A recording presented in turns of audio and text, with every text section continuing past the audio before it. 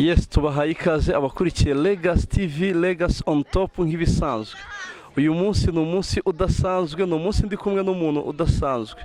Ngiye kumusobanura bishobora kungora kubona amagambo mbivugamo.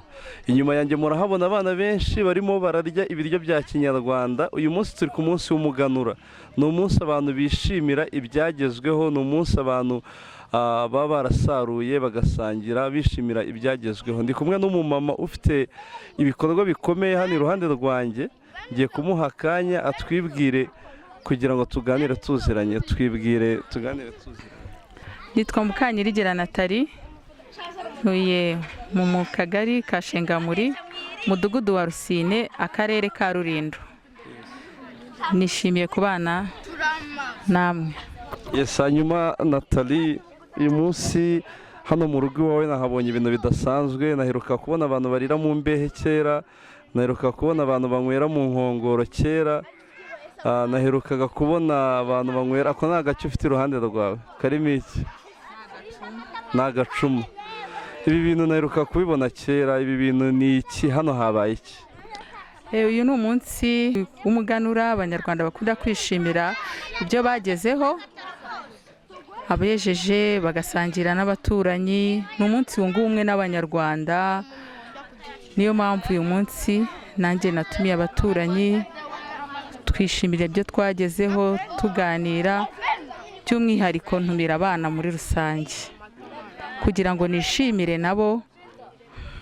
Ntumira abana muri rusange kugira ngo nishimire nabo umusaruro bagezeho, kuko kenshi mu muganura dukunda kuvuga ku byerekeranye n'ibyo abantu bejeje, tukavuga ibyerekeranye n'amafaranga umuntu yinjize, ariko ntabwo tujya twibuka ko hari abana twohereje ku ishuri kugira ngo bazane umusaruro mwiza. Ni muri urwo rwego rero nishimiye ko uyu munsi ndasangira n'abana n'ababyeyi babo kugira ngo twishimire umusaruro abana bagize w'amanota meza. Hanyuma watekereje gute se kubagaburira ibi bintu nabonye bya kera? Ibintu ntago nkunze kubibona. Wabitekereje gute kubagaburira gutya, kubagaburira mu nkongoro? Nawe nabonye ufite agacuma. Nuko byahuriranye n'umunsi w'umuganura. Nabiteguje abana mbabwira yuko bagomba kuzaza tukarya ibiryo bya Kinyarwanda, kubera ko ari wo munsi abaturage bahuraga bakaganira, bakarya ibyo bagezeho, bakishima, buri muntu wese akishimira ibyo agezeho. Rero navuze ngo reka mbikore mu gihe nk'icya kera. Hari abana bambazaga ngo iki ni igiki, ambwira ngo se ngo kano ni akagofero ko mu mutwe. Ndababwira ntoya, iyi ni imbehe. Rero niyo mpamvu nishimanye n'abana kugira ngo basobanurire umwana amenye inkoko, umwana amenye ko bariraga ku rukoma, amenye idegede. Ababyeyi benshi bajya bavuga abana ntibakunda amadegede. Ngira murabona ko nta mwana washigaje. Bariye, banyweye amata, banywera mu nkongoro, bishimye. Nanjye numvise binshimishije. Hanyuma ibi bintu byo gukunda abana cyane ubiva kuki? Wiyumva gute uri kumwe n'abana? Nagiye nkurura amakuru numva ko hari n'abana wigeze gufasha igihe wubakaga, uraza kunganira. Ariko mbere ko hagera wiyumva gute? Ibintu byo gukunda abana cyane byaje gute? Nkunda abana kuko ndi umurezi. Buriya umwuga w'uburezi ntabwo bivuga ko ari umwuga ugikora cyangwa wakoze. Kuva ndi umwana nakundaga uburezi, nkakunda abana naho nakuriye. Rero byaje kumfasha, nkura nkunda uburezi, ndabwiga ngeza n'igihe cyo kubukora. Mbukora igihe cy'imyaka 7. Nza kuba nanditse ndabuhagarika ngiye kwiga. Maje kwiga ubwo twimukiraga ahangaha, numva gusezera ku bana burundu birananiye. Iteka ryose iyo ndi kumwe n'abana numva binejeje, ntago abana bajya bambangamira mu buzima bwanjye. Rero inkomoko yo gukunda abana nayikuye ku mwuga w'uburezi. Nkunda noneho unganisha no mu gukunda abana, nisanga nkunda abana ku rwego rurenze. Nyuma ariko jyumwa no ku gacuma kawe sinze kukwicisha nyota. Hanyuma iyo unywereye mu gacuma nk'ukumva bitaniye no kunywera mu icupa? Iyo uri kunywera mu gacuma wumva bifutse. umva biryoshye aho kunywera mu icupa biratandukanye. uba wumva ushize inyota, ari ibintu biryoshye bikonje, nk'ubu harimo ubushera uranywa ukumva ushize inyota. hanyuma nabonye abana nabo banywereye mu nkongoro. Ese kuki batakinywera mu nkongoro? Uyu mwana si yanywera amata mu nkongoro, nabonye bose amata ameze nk'abaryoheye cyane, bitandukanye no kunywera mu kirahure. Urumva ni umuco tugomba kugarura, nubwo urabona bari guca za plastique, uragura ibirahure bikameneka, ariko iyo ufite inkongoro ukabuganiza amata ugaha abana bakanywa, wumva ari ibintu bishimishije. N'iyo uyanywa wumva ari ya mata y'umwimerere y'inka y'u Rwanda. Niyo mpamvu kuri uyu munsi nahaye abana amata mu nkongoro, umwana wese agomba kunywera amata mu nkongoro, kandi nkabatoza ko umwana wese anywa amata yicaye atuje, wumva afutse, wumva ameze neza. Hanyuma rero hari inkuru nigeze kukumvaho ko hari abana bari baratwaye inda bakava mu mashuri, ngira ngo harimo abogeze gufata bigisha ibintu byo kudoda, byagenze gute? Nk'uko nabibabwiye nimukira ahangaha, ninjye wabasha gukurikirana ibikorwa, umugabo wari mu kazi, nari mfite abantu bubaka, ngiramo abayede benshi nabonaga ari abana b'abakobwa kandi bari mu gihe bakagiye ku ishuri. Nkabegera mu gihe cya pose bavuye kurya bategereje abafundi, nkababaza ariko kuki mutari kujya ku ishuri, mbona mukiri bato bamwe muri mwe? Bati twahagaritse amashuri, twagiye dutwara inda zitateganyijwe kandi nta bushobozi dufite bwo kwiga imyuga, biba ngombwa yuko duhagarika. Rero iyo tubonye ikiraka cyo kubaka turaza tukubakira abantu, tukabona amafaranga yo kugurira abana amata, ubuzima bugakomeza. Bamwe muri twe imiryango iba yaratwanze, ariko iyo tubonye ibiraka nk'ibi turakomeza. Nise nabafasha iki? Ati wenda twize nk'umwuga w'ubudozi. Ndavuga ni hamwe no gusenga reka turebe ko bizagenda. Byaje kumfasha rero, mbiganiriza umutwara arabyemera, tugura imashini, tugura ibitenge, tugura ibikenerwa byose muri atelier, dushaka n'umwarimu turamuhemba akajya bigisha, ariko twumva ko tuzabona nk'abaterankunga. Igihe cya Covid kiba kiraje, turabihagarika, hinjira crise, birahagarara. Nari nabifatanyije n'undi mubyeyi nari nabiganirije anera inkunga, mwabonye ko twamushimiye, twe twabyise HHD, hold my hand in destiny. Turangije turavuga tuti reka tube duhagaritse kuko ubukungu umeze nabi, dushiriwe. Urumva umwana twamembaga 51 ku kwezi, nta mwana washoboraga kuba yabona igitenge, nitwe twabaguriraga ibitenge byo gukata byo kwigiraho. Turangije turabihagarika, ariko hamwe no kwizera tuzi kwenda tuzongera tukabona abantu badufasha bakadutera inkunga, tugafata n'abandi. Ariko abana babashije kurangiza amezi 6, bamwe bafite akazi, bafite mu matori atandukanye, abandi bafite abagabo, ntago bakiri muri bwa buzima bahozemo. Hanyuma muri iyi minsi turimo abantu bavuga ko urukundo rwabaye ruke. Nk'umuntu uba wiyumva gute iyo uri gukora ibikorwa bifitiye abantu benshi akamaro? Ese message yawe ku bandi ni iyihe kugira ngo ibi bintu ukora bigere ku bantu bose, cyangwa bikorwe n'abantu bose babishoboye? Njye ntago numva umuntu uvuga ko urukundo rwabaye rukeya, ntago twagenda hamwe. Buri urukundo ni impano kandi umuntu atanga icyo afite. Rero njye numva intego yanjye ari ugukunda, kandi ntago nkunda ntegereje ko bizangarukira. Iyo ngiriye neza umuntu nkabona abayeho neza, numva ari cyo kintu gikomeye kurenza ibindi, kuko inyiturano njye mba nkeneye nuko wa muntu nagiriye neza nawe azabasha kuyigirira abandi. Nta bushobozi mfite ngo mbikore, ariko mbufite numva umuntu wese namugirira neza ubikeneye, nkanamwigisha uburyo yagumamo kuri ya neza namugiriye nawe akazayigirira abandi. Numva rero urukundo utavuga ko rwabaye ruke, ahubwo umuntu ntago aba rufite, kuko ufite urukundo nta limite, agira urukundo rwinshi. Nifuza ko umuntu wese yabigira aho ubonye hari ugomba kugirira neza, umugire neza ariko utategereje ko azaza kuyikwitura. Nuko niyumva iyo ndi kugira umuntu neza numva binshimishije, numva aricyo kintu kiza ku isi, kuba nagirira umuntu neza. Niyo namugirira neza we akabibona nabi cyangwa akamvuga nabi, ntago bijya binkomeretsa. Numva ntacika intege, intego yanjye ni ugukunda, kuko na Yesu urabizi yagiriye neza abantu ariko bamutera amabuye. Tugomba kugira neza, nta limite nimwe yo kunca intege mu rukundo. Ndumva ni umurage mwiza wo kugira urukundo no gufashanya no kugirirana neza.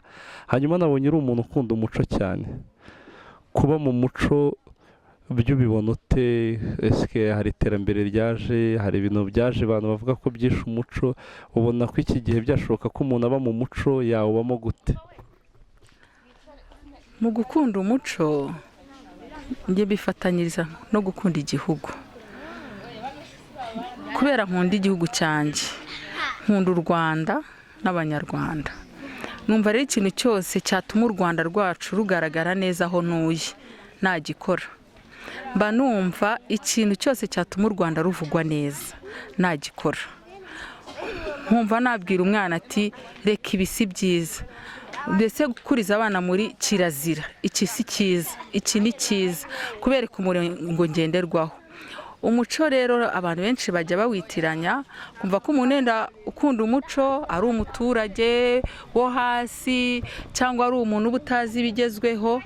Ahubwo iyo ukunda umuco umenya uburyo ibigezweho bijyana, ugatoranyamo iby'ingenzi bituma uhinduka. Kumwe tuvuga ngo umuntu ni umusirimu. Ntabwo gukunda umuco bituma umuntu asa nabi, ahubwo gukunda umuco bituma utoranya gukora icyiza kigezweho. Hanyuma ubuzima bw'uyu munsi rero bwa buri munsi bisa nkaho nari mbikomojeho ko hari ibintu bigenda biza bishyashya, dutira mu bindi bihugu, dutira mu yindi mico.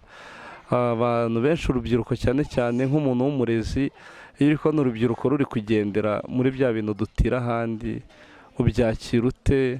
Ubitekerezaho iki? Iyo mbona urubyiruko rugenda rwigana, si no mu rubyiruko gusa, natwe abakuze hari igihe tugenda twigana imico y'ahandi, ariko byose biterwa n'uko tuba twarateruwe. Niyo mpamvu numva bishobotse muri buri kagari ndetse n'umurenge haboneka ishuri ry'umuco.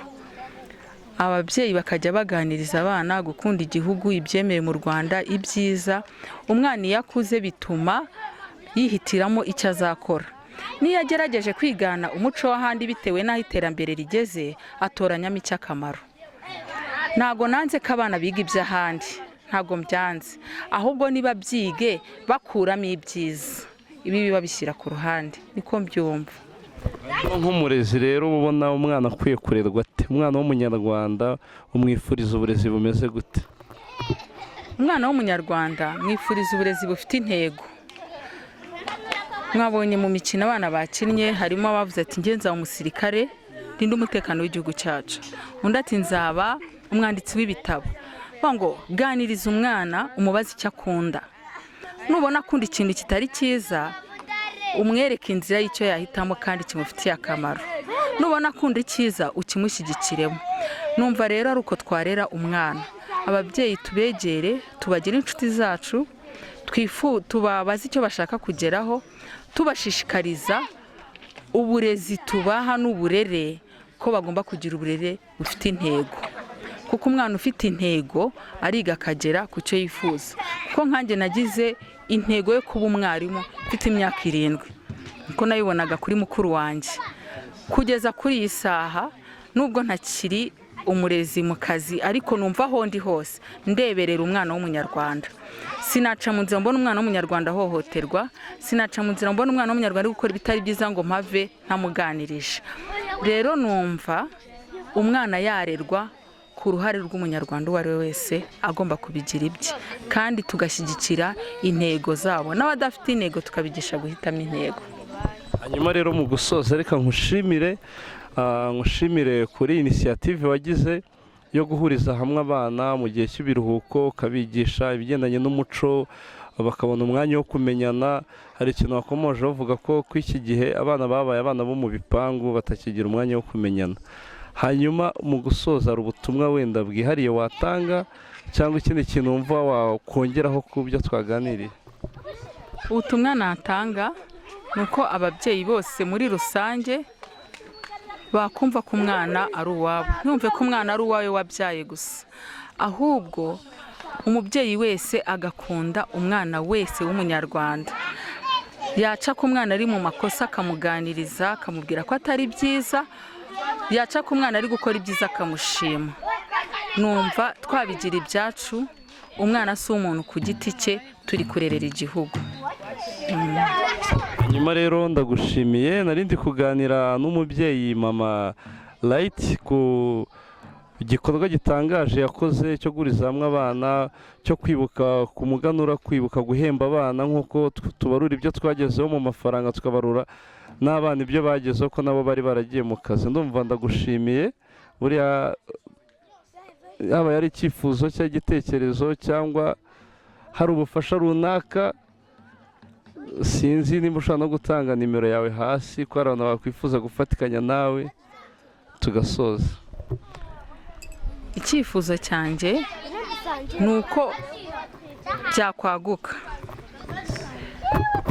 hakabaho amashuri y'umuco. Impamvu tuvuga ngo abana bigana imico y'ahandi ni uko kenshi abana tumenyereye ko biga imibare, ikinyarwanda, igifaransa n'andi masomo tuzi, ariko abana ntago bagira aho bitoreza ngo bagire indangagaciro z'umuco nyarwanda. Nifuza ko habaho amashuri y'umuco yigisha iby'umuco agashyigikirwa, abana bakagira amasomero muri buri kagari, hakabaho isomero atari ku mashuri gusa, ahubwo ryahurirwamo n'abana bose, kuko abana baba biga ku bigo bitandukanye, abana bagahuriza hamwe bakazana ubwenge butandukanye. Mbona hari ikintu cyakongera. Ikindi cyifuzo mfite ni uko ababyeyi bashyigikira abana babo mu ntego baba bafite zo kwiga.